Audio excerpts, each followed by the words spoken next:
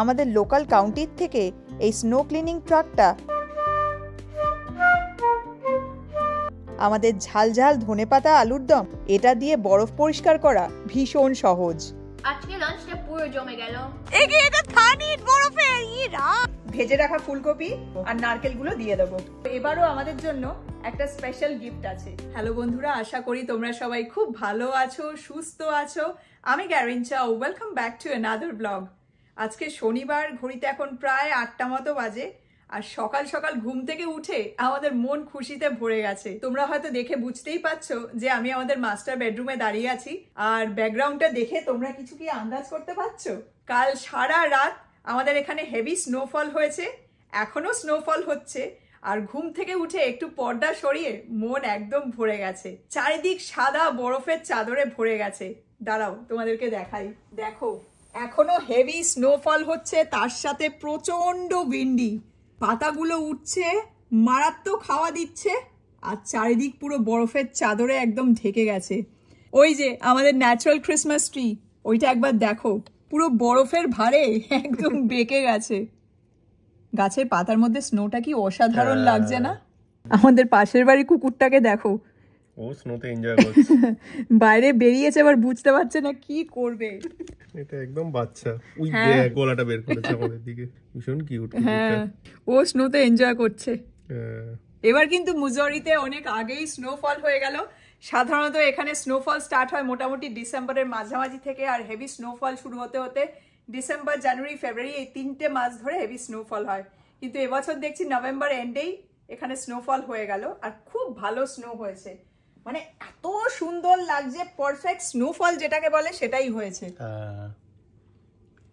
চারিদিক একদম বরফে ঢেকে গেছে, গাছে তো পাতা নেই, গাছের ডালগুলো পুরো সাদা হয়ে গেছে, কি দারুণ লাগছে।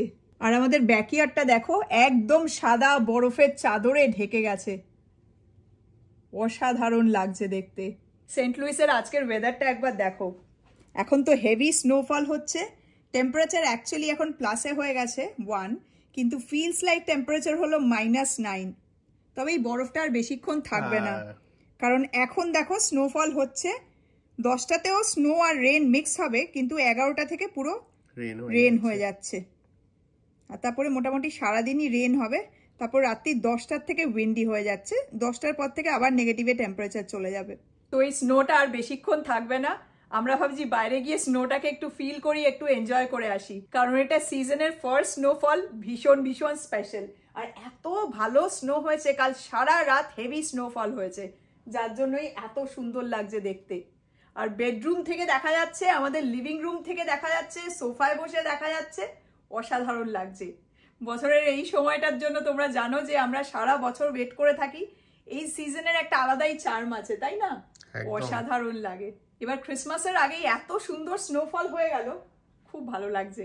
প্যাটিওতে যাওয়ার আগে চলো একবার তোমাদেরকে সামনে থেকে বাইরেটা দেখতে কেমন লাগছে সেটা দেখাই। সবাই স্নো পরিষ্কার করতে লেগেও পড়েছে, আর এটা নরম আছে তো এখন উঠে যাবে তাড়াতাড়ি।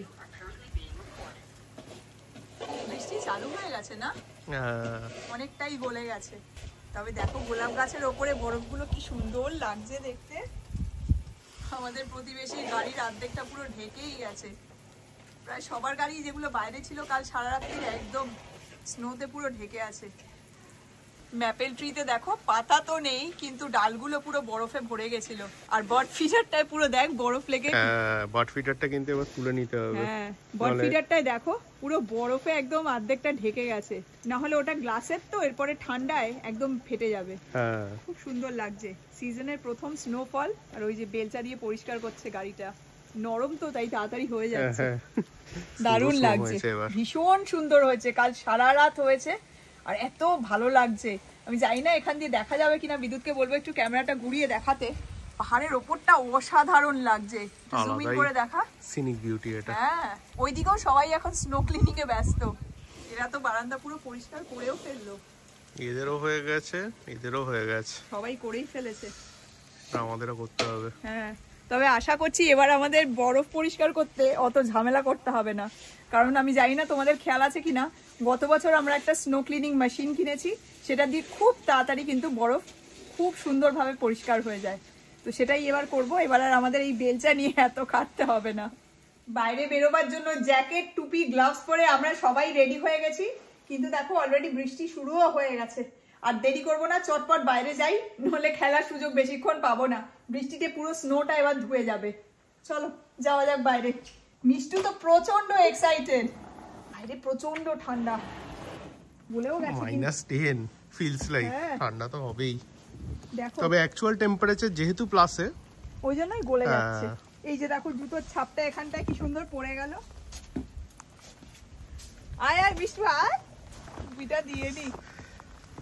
আমাদের দোলনাটার অবস্থা দেখো, বরফের ভার আর নিতে পারছে না, পুরো একদম দেবে গেছে। ভালোই কিন্তু হয়েছে, দেখ এখানে দেখলে বোঝা যাবে যে কতটা হাইট।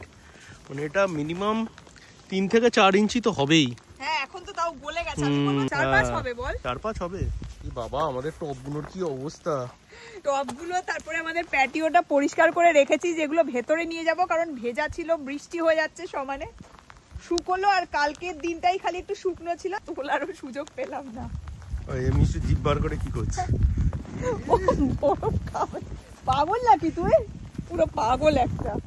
এখানটা দেখো, ও বাবা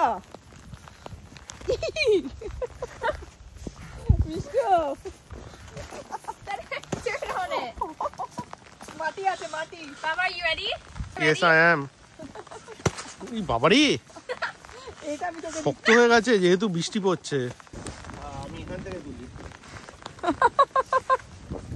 No, we are not done yet. বেশি টাইম দেওয়া যাবে না মিষ্টু, বেশি টাইম দেওয়া যাবে না, বাবা তাহলে কিন্তু জিতে যাবে। না জিতবে না। আমি ওকে আগে টুপিটা পরিয়ে রেডি করে দিলাম। এবার হচ্ছে এই দোলনার উপর আছে তো। কোথায় গেলি? Sneak attack. ই বাবা, এনে এই আমাকে দিস না, ক্যামেরা ভিজে যাবে। আশা করিনি বল এত স্নোফল হবে, তাও আবার এত তাড়াতাড়ি। দারুণ লাগছে। Snowman বানাবে? স্নোম্যান থাকবে না, বৃষ্টিতে ধুয়ে যাবে। টেবিল চেয়ার গুলো একবার দেখো, মনে হচ্ছে বরফের চাদরে একদম ঢেকে গেছে। দেখ টেবিলের সাইজের বরফ এখানটায়। সবগুলো আমরা ধুয়ে পরিষ্কার করে রাখলাম। আর এখন পরিষ্কার ভেবে লাভ নেই। পিস অফ কেক, এই যে এটা মিষ্টুকে খাইয়ে দে। Cake Mishtu, here is the cake for you. একে এটা থানিট বরফে, ই রাম, এ কি করছে? নিজেই তুলতে পারছো। আচ্ছা দাঁড়াও। Yes, snowman. স্নোম্যান হয়ে যাবে। সাইডে না। তাহলে কোথায়? আচ্ছা সাইডটা কর। যা স্নো আছে এ দিয়ে ইজিলি স্নোম্যান হয়ে যাবে। থাকবে না হয়তো বেশিক্ষণ, আমি জানি না ক্যামেরাতে বোঝা যাচ্ছে কিনা, কিন্তু ভালো বৃষ্টি চালু হয়ে গেছে। এবার এটা পুরো আইসে চেঞ্জ হয়ে যাবে, হ্যাঁ। আস্তে আস্তে গলে যাবে। কি বাবা কেমন লাগছে দেখতে, কোথা? দেখতে বেশ কিউট লাগছে। I have some more snow. খেয়ে নে, জিভ বার করে খেয়ে নে। এই মিষ্টু মুখে দিস না। Mama, আমি তোমার কথা শুনছি না। হ্যাঁ ভালো কথা শোনো না। আমি গাজর আর এলাচ নিয়ে এলাম, এটা দিয়ে আইস আর নাক, নাকটা কি শার্প হয়ে গেছে। হচ্ছে রিবন। কি কিউট লাগছে দেখতে, ভীষণ। একটা স্মাইলি লাগবে তো। স্নোম্যান হাসবে না? হাসবে তো। মিষ্টু আমার ভেতরে গিয়ে গাছের ডাল কয়েকটা ছিল আমাদের গ্যারাজে, সেগুলো নিয়ে এসছে। হয়ে গেছে আমাদের স্নোম্যান। মিষ্টু সরে যা। কি সুন্দর লাগছে দেখতে। আমাদের স্নোম্যান একদম রেডি হয়ে গেছে। দেখো স্নোম্যানকে কি ভীষণ কিউট লাগছে। গাজর দিয়ে নাক বানানো হয়েছে, বড় এলাচ দিয়ে চোখ, মিষ্টু গোলমরিচ নিয়েছে, স্মাইল বানিয়েছে, তার সাথে সাথে বাটন। আর এগুলো গাছের ডাল ছিল, যেগুলো আমাদের প্যাটিওতে যে গাছগুলো ছিল সেইগুলো ডাল না শুকিয়ে গেলে আমি রেখে দিই, যে পরে অনেক সময় লাগে, সেইগুলো নিয়ে এসে হাত বানিয়ে দিয়েছে। ওকে স্নোম্যানও হয়ে গেল আমাদের। Yay! মিষ্টি সকালবেলা বরফ দেখেই বলছে আমি আজকে স্নোম্যান বানাবো। তো আমরা শিওর ছিলাম না হবে কিনা, কারণ এখন দেখো বৃষ্টি চালু হয়ে গেছে, কিন্তু পারফেক্ট স্নোম্যান হয়েছে বল। একদম স্নোতে আমাদের প্রচুর খেলা হয়ে গেছে, সাথে সাথে স্নোম্যানও বানানো হয়ে গেল। এখন বাইরে মুষলধারে বৃষ্টি হচ্ছে, আমি জানি না ক্যামেরায় বোঝা যাচ্ছে কিনা, প্রচন্ড হাওয়া দিচ্ছে আর হাত পা কেটে নিচ্ছে। চলো এখন ভেতরে যাই, ভেতরে গিয়ে আবার একটু পরে গ্যারাজের সামনে যেতে হবে, কিন্তু ওখানে পুরো পরিষ্কার স্নো করতে পড়ে আছে, হবে। ওগুলো পরিষ্কার করতে হবে। চলো ভেতরে যাই, আর বাইরে দাঁড়াতে পারছি না, প্রচন্ড ঠান্ডা লাগছে। হেভি মজা হলো আজ। স্নোতে আমরা প্রচুর আনন্দ করেছি, আনন্দ ডান। এবার স্নো ক্লিনিং এর পালা, আর তার জন্য এই যে আমাদের স্নো ক্লিন করার মেশিন নিয়ে আমরা বাইরে চলে এসেছি। এবার বিদ্যুৎ এটা দিয়ে স্নো ক্লিন করবে। আজকের পুরো স্নো ক্লিনিং এর প্রসেসটা তোমাদের সাথে শেয়ার করছি। এই যে এইটা হচ্ছে আমাদের স্নো ব্লোয়ার, এটা আগের বার আমরা কিনেছিলাম স্নো পরিষ্কার করার জন্য। স্টার্ট করছি। ওকে,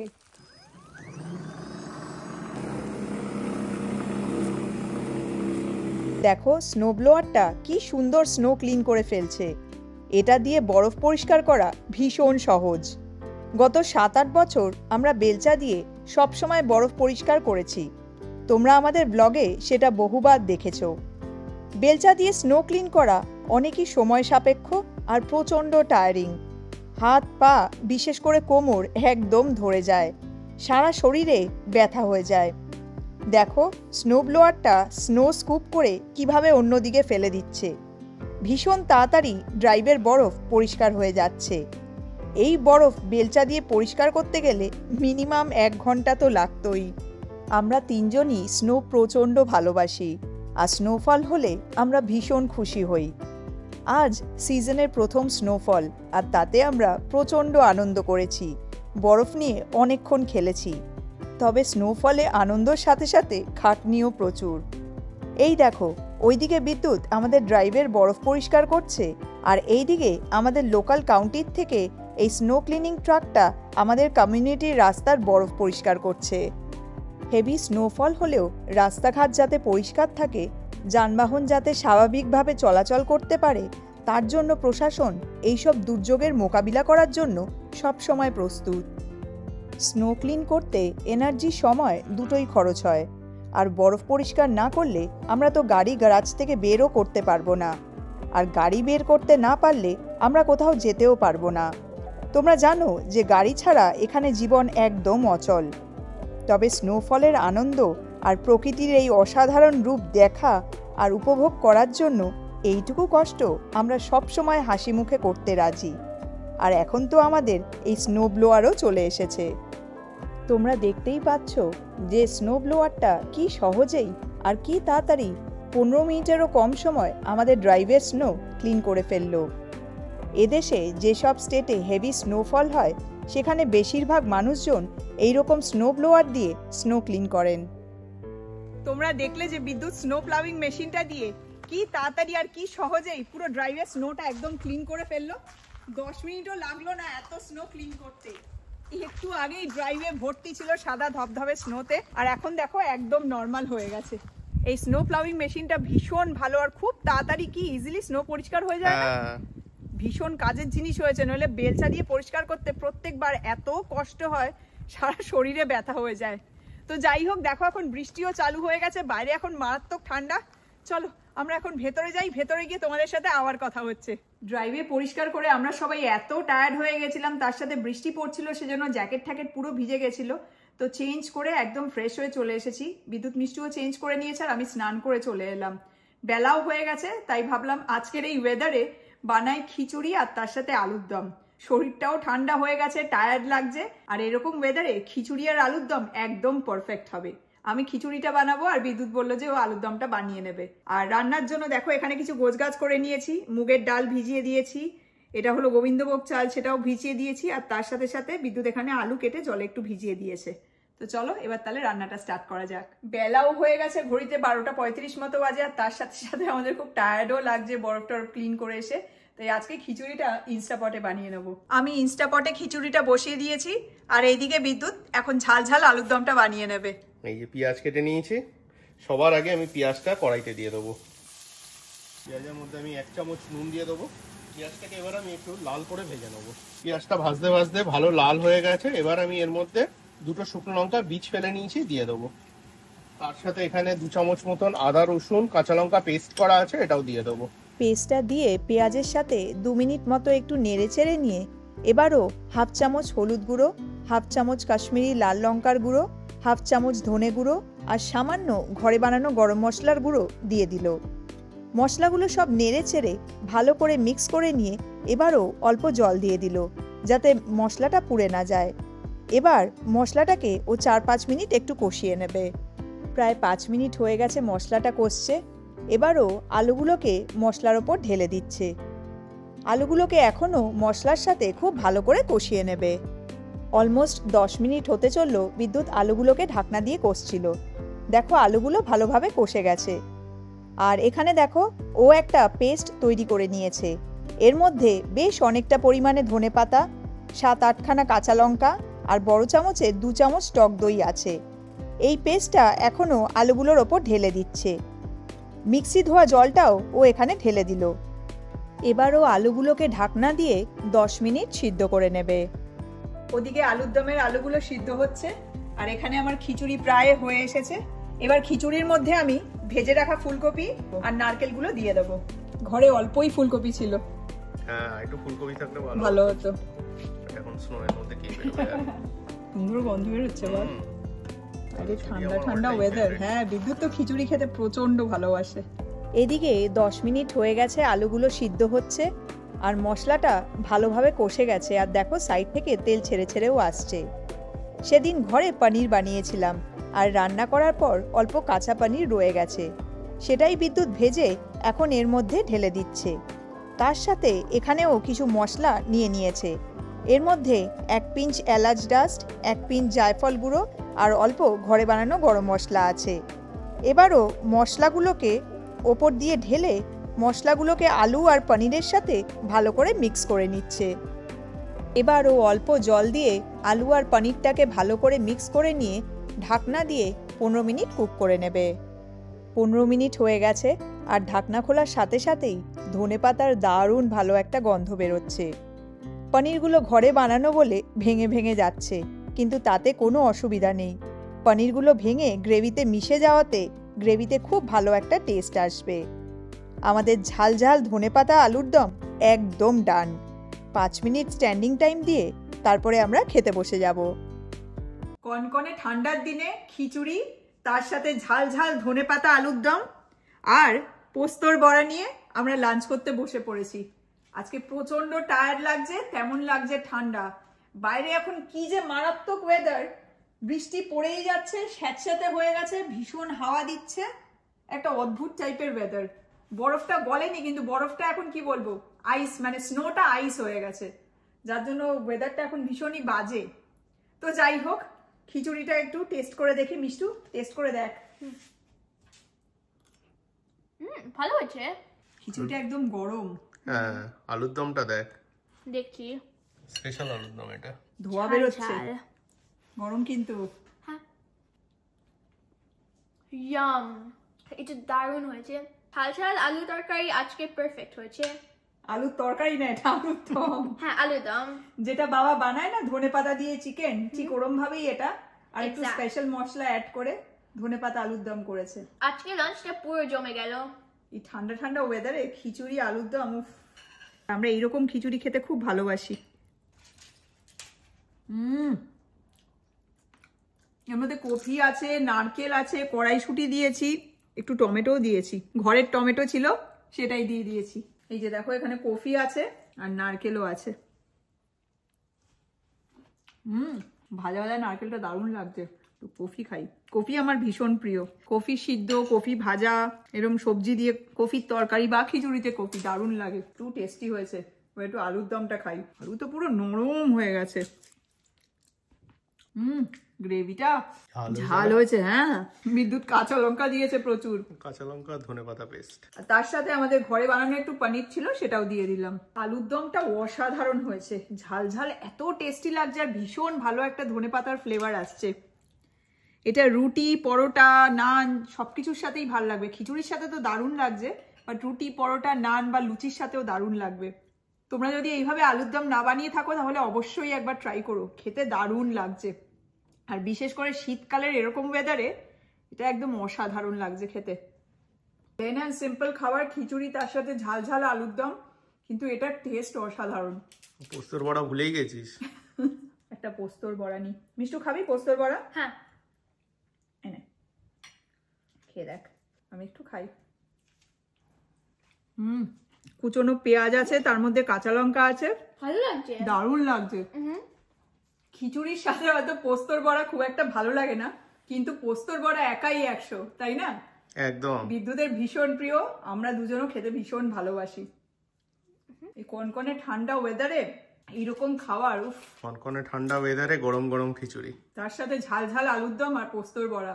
আজকের লাঞ্চটা একদম জমে ক্ষীর, টু গুড হয়েছে, ভীষণ ভালো লাগছে। তুইও চলে আয়। হ্যাঁ আসছি। আমরা তাহলে চটপট এখন লাঞ্চটা সেরে নিই, তারপরে তোমাদের সাথে আবার কথা হচ্ছে। খেয়ে দিয়ে উঠে সব কাজকর্ম সেরে এখন সোফায় এসে একটু বসেছি। ঘড়িতে এখন প্রায় 4টে মতো বাজে। ভাবলাম আজকের ব্লগের শেষে মিষ্টু এবছর আমাদেরকে কি ক্রিসমাস গিফট দিল সেটা তোমাদেরকে দেখাই। তোমরা জানো যে প্রতি বছর ক্রিসমাসের আগে মিষ্টু আমাদের জন্য ক্রিসমাস গিফট নিয়ে আসে, তো এবারও আমাদের জন্য একটা স্পেশাল গিফট আছে। কি গিফট আছে সেটা তোমাদেরকে এখন দেখাই। মিষ্টু, কি আছে এটাতে? কি আছে দেখাচ্ছি। তোমরা জানো যে মিষ্টু এখন মিডল স্কুলে যাচ্ছে, ও ক্লাস 6-এ পড়ে, আর ওর ক্লাসে মেন সাবজেক্টসের সাথে কিছু ইলেকটিভও আছে। আর ইলেকটিভে ওর সাবজেক্ট হলো ব্যান্ড, আর ও ব্যান্ডে ফ্লুট প্লে করে, মানে এটা হলো ওর বাঁশি, ও বাঁশি বাজায়। তো কয়েক মাস ধরে ওদের স্কুলে এখন বাঁশি বাজানো শেখাচ্ছে। ও কয়েকটা গানের নোটস বাঁশিতে তুলেছে, সেটাই আজকে তোমাদেরকেও বাজিয়ে শোনাবে। এই যে দেখো, এটা ওর বাঁশির বই। এই যে ভেতরে অনেক ধরনের নোটস রয়েছে, আমি জানি না এগুলোকে কি বলে, মিষ্টু বলতে পারবে। তো এখন ও বই দেখে দেখেই বাজায়। আজকেও বই দেখেই বাজাবি তো? আচ্ছা ঠিক আছে, স্টার্ট কর। আমি দাঁড়িয়ে করতে পারবো? দাঁড়িয়ে করবি? হ্যাঁ। দাঁড়িয়ে করলেও কমফোর্টেবল ফিল করে, তাহলে দাঁড়িয়েই কর। কোন গান বাজাবি ফার্স্টে? এখন আমি old McDonald had a band চালাবো। Old McDonald had a farm, জানি। আচ্ছা, এটা হলো ব্যান্ড। ঠিক আছে, old McDonald had a band, সেটা বাজাবে।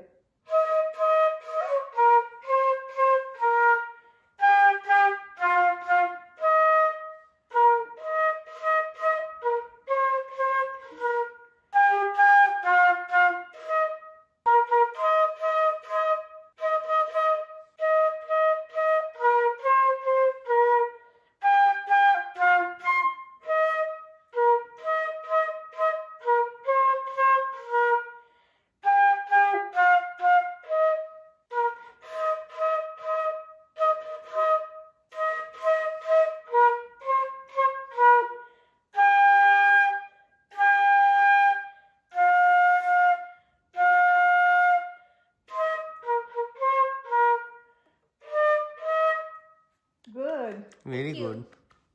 একদম পারফেক্ট হয়তো হচ্ছে না, একটু কিছু জায়গায় একটু একটু ভুল আছে, বাট জাস্ট শেখা শুরু করেছে, তো এখনো পুরো রপ্ত করতে বেশ কিছু মাস সময় লাগবে। আমরা এর আগে গিয়ে ওর মিউজিক টিচারের সাথে কথা বলে এসেছি, তো বললো যে ফ্লুট বাজানোটা ভীষণ টাফ, শিখতেও একটু টাইম লাগে, পুরো পারফেকশন আসতে এখনো অনেক বছর লাগবে।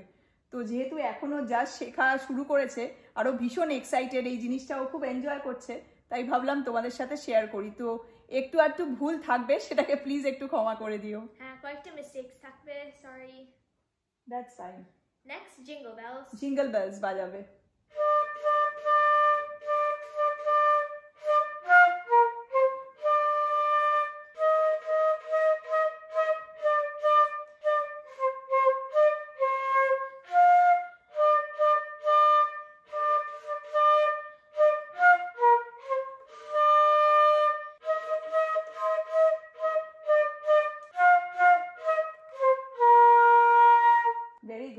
Very good Mishtu. ওদের সামনে কনসার্ট আসছে না? হ্যাঁ। কনসার্টে ও বাঁশি বাজাবে, অন্যরা যে যা শিখছে সেইগুলো সব বাজাবে, তো আমাদের ইচ্ছে আছে দেখতে যাওয়ার। তো এই ছিল এবছর মিষ্টুর দেওয়া আমাদের জন্য ক্রিসমাস গিফট। ক্রিসমাস গিফট পেয়ে আমরা ভীষণ ভীষণ খুশি, তাই ভাবলাম আজকের ব্লগে তোমাদের সাথে শেয়ার করি। মিষ্টুর বাঁশি বাজানো তোমাদের কেমন লাগলো কমেন্ট করে কিন্তু অবশ্যই জানিও। আর আজকের ব্লগটাই বা তোমাদের কেমন লেগেছে সেটাও কিন্তু জানাতে ভুলো না। যদি ভালো লাগে তাহলে প্লিজ একটা লাইক করো, যারা এখনো সাবস্ক্রাইব আর ফলো করোনি প্লিজ করে দিও। আর তোমরা যে যেখান থেকে ব্লগগুলো দেখো, ফেসবুক হোক বা ইউটিউব, তোমাদের যদি ব্লগগুলো ভালো লাগে তাহলে প্লিজ একটু শেয়ার করো। তোমাদের সাথে খুব শিগগিরই আবার দেখা হবে নতুন একটা ব্লগ নিয়ে। তোমরা সবাই খুব ভালো থেকো, সুস্থ থেকো, সাবধানে থেকো, আমাদের সঙ্গে থেকো। Take care and thank you so much for watching. Bye bye bye by.